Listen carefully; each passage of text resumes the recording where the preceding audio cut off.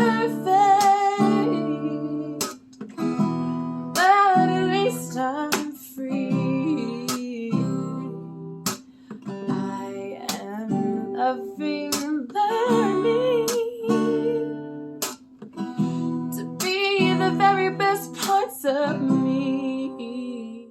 Okay, welcome to our literary glow up. I am so excited about this. For me, it's been a long time in the making. So let's get into it. If you are a member of my blossoming book club and you've always wanted to be a reader but you just don't feel like you are, then your assignment was to read The Hunger Games.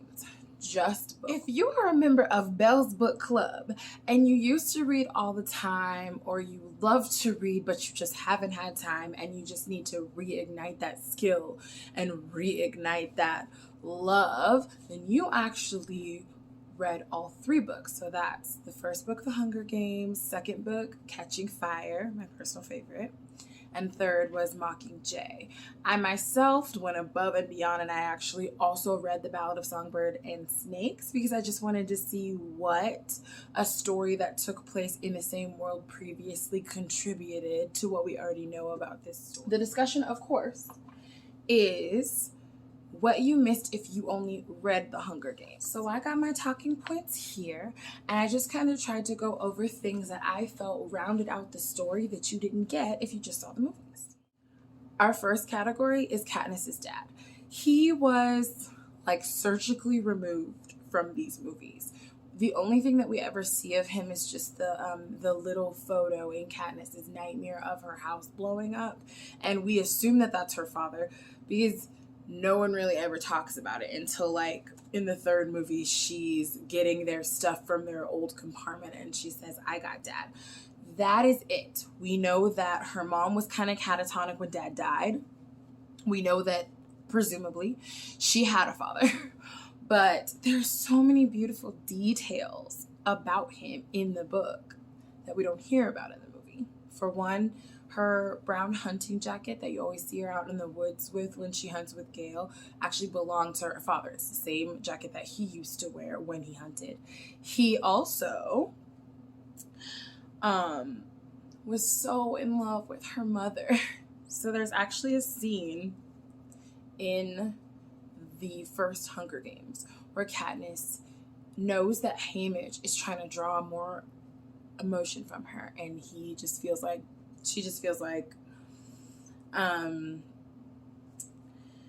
he wants her to go along with the star-crossed lovers narrative, and he wants her to act in love with Peeta, and she is obviously at a loss because she says she's never been in love. So I actually have a quote from that one. "If I want to keep Peeta alive, I've got to give the audience something more to care about. Star-crossed lovers, desperate to get home together, 2 hearts beating as one, romance.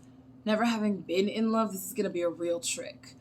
I think of my parents, the way my father never failed to bring her gifts from the woods, the way my mother's face would light up at the sound of his boots at the door, the way she almost stopped living when he died." Okay, and this one is my favorite. We actually get some information about Katniss's father from Peeta, because Peeta's dad, Katniss's mother, and Katniss's father actually have a history together. He said at the interview, "You'd had a crush on me forever. When did forever start?" Oh, let's see, I guess the first day of school. We were 5. You had on a red plaid dress and your hair. It was in 2 braids instead of 1. My father pointed you out when we were waiting to line up. Peeta says. "Your father? Why?" I ask. He said, "See that little girl? I wanted to marry her mother, but she ran off with a coal miner." Peeta says. "What? You're making that up," I exclaim. "No, true story," Peeta says. And I said, "A coal miner? Why did she want a coal miner if she could have had you?" And he said, "Because when he sings, even the birds stop to listen." That's true, they do. I mean, they did, I say. I'm stunned and surprisingly moved, thinking of the baker telling this to Peeta.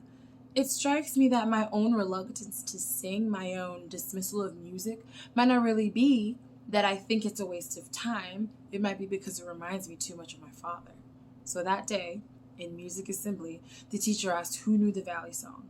Your hand shot right up in the air. You stood up on a stool and had you sing it for us. And I swear, every bird outside the windows fell silent, Peeta says. Oh, please, I say, laughing. Know what happened, and right when your song ended, I knew, just like your mother, I was a goner. Towards the end of the story, we see Katniss and Peeta have their encounter with Nightlock, and there's a moment where Katniss is watching Peeta about to eat them, and she realizes what they are. So in the book, she actually mentions that she can hear her father's voice in her head.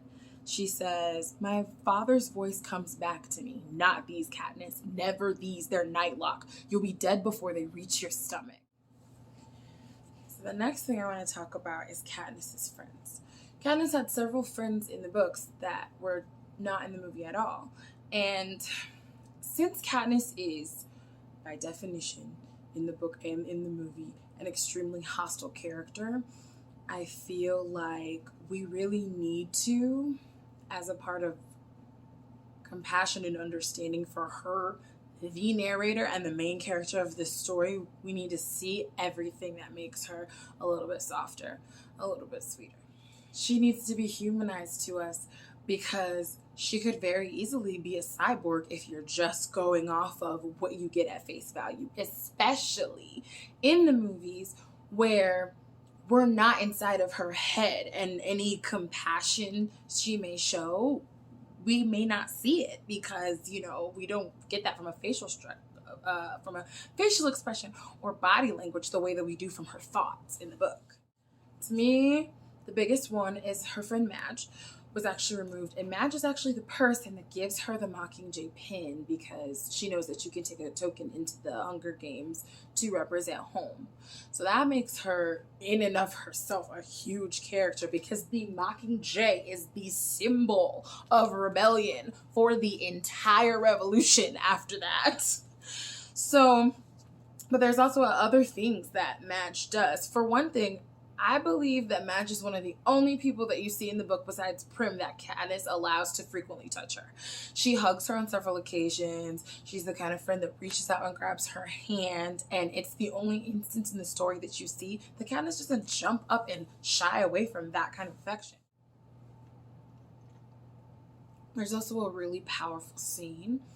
It's right after Gale is beat in the square that Madge knocks on the door in the dead of night and it's snowing and she brings morphling. So in the movie, they just kind of have it like, you know, they push off the table.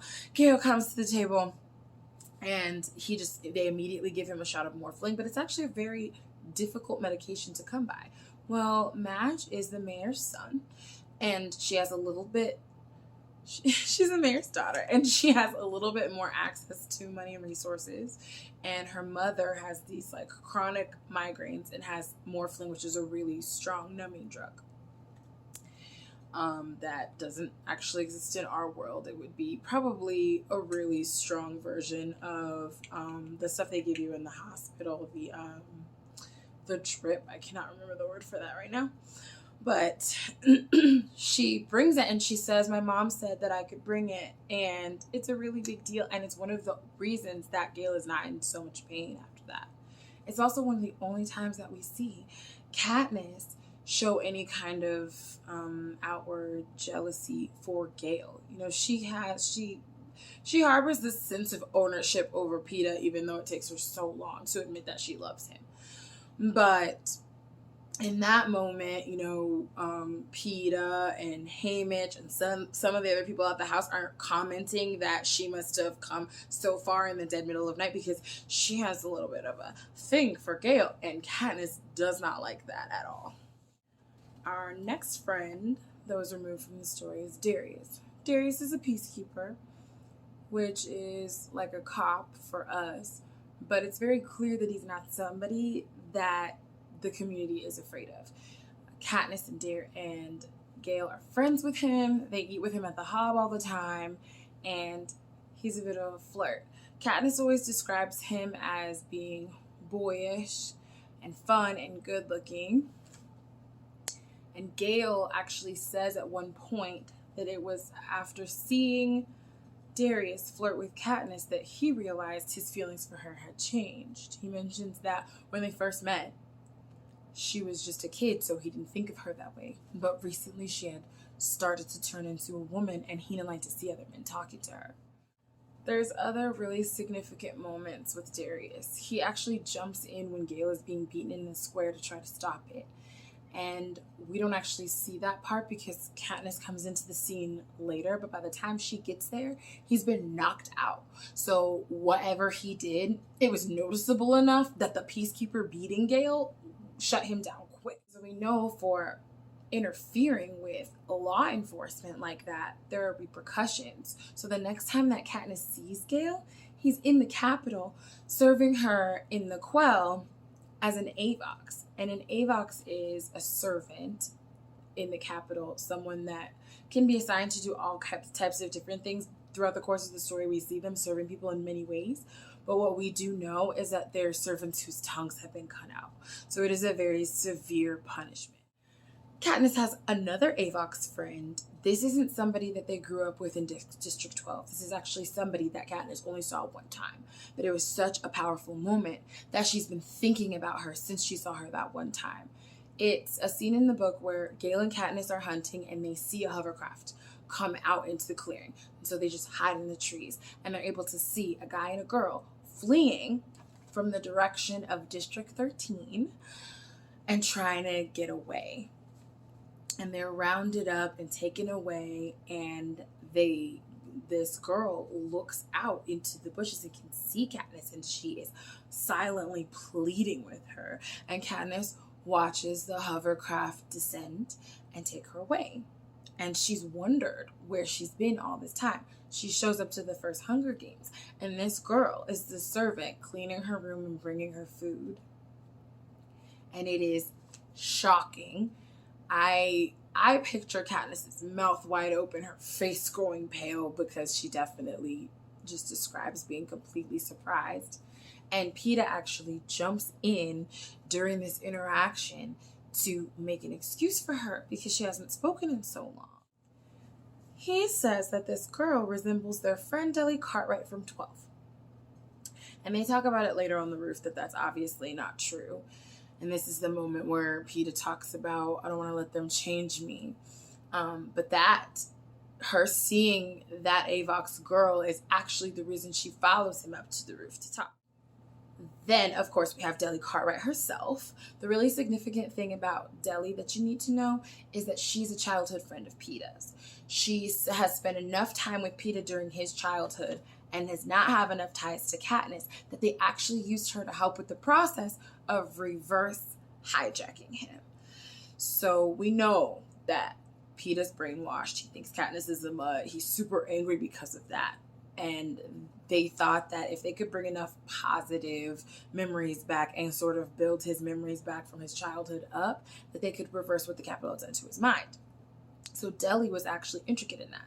In the movie, they used Prim, which makes absolutely no sense, because if we're trying not to remind him of Katniss, we're going to bring Katniss's sister into the process? No. Let's go back to Lavinia for a second. When Katniss sees Peeta again and he's a little bit more normal and he can communicate, that is the first time that she finds out what's happened to Lavinia, because she hasn't seen her since the Capitol. You're an Avox, aren't you? I can tell by the way you swallow. There were 2 Avoxes with me in prison, Darius and Lavinia, but the guards mostly called them the Redheads. They'd been our servants in the training center, so they arrested them too. I watched them being tortured to death. She was lucky. They used too much voltage and her heart stopped right off. It took days to finish him off. Beating, cutting off parts. They kept asking him questions, but he couldn't speak. He just made these horrible animal sounds. They didn't want information, you know. They wanted me to see it. We finally know the name of the girl who we watched the Capitol abduct from the Woods of 12. The fate of the Peacekeeper friend who tried to keep Gale alive. And then there are a couple of people that I felt like were friends of Katniss's, even though they weren't really friends her age. There's Greasy Say. So I may have already mentioned that the Hob had this sort of deli area where you could come sit at the counter and eat whatever was made that day. Usually a stew, a soup, you know, mostly it's described that it's always stews and soups. The District 12 is kind of located near the Swiss Alps, so we imagine that it's a place that's pretty much always cold. So they mostly get soup at the hop. Greasy Say is the lady behind the counter making the stew out of whatever ingredients we can get our hands on. She's later on relocated to the cafeteria in District 13 because obviously she loves to cook. And I find her to be a really significant character because when Katniss is sent back to 12, after everything is said and done, she comes to her house and feeds her. And I kind of feel like in that state at that time, if it's not for Greasy Say, Katniss doesn't eat after the war. And last but certainly not least, Gale's mama, Hazel. Hazel actually has like a black market laundromat that she runs out of her house, so people bring their clothing to her to be washed. I imagine that it's mostly coal miners since she was married to a coal miner and her son's a coal miner, and she probably has the ability to get those seriously tough stains out of clothing.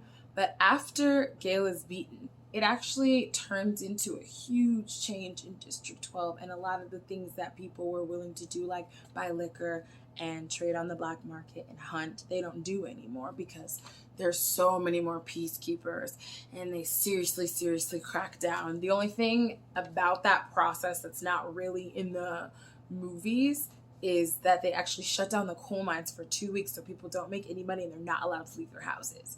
So that's very strange, and it's a clear pun. After things go back to normal, Hazel can't run her laundromat anymore, and Katniss just feels terrible because that was the way that she was making ends meet. So she begs Haymitch to take her on as a cleaning lady. And those are just some things that we know about Hazel. And she does, of course, survive when 12 is bombed, and she comes to 13 with us and the rest of Gale's family.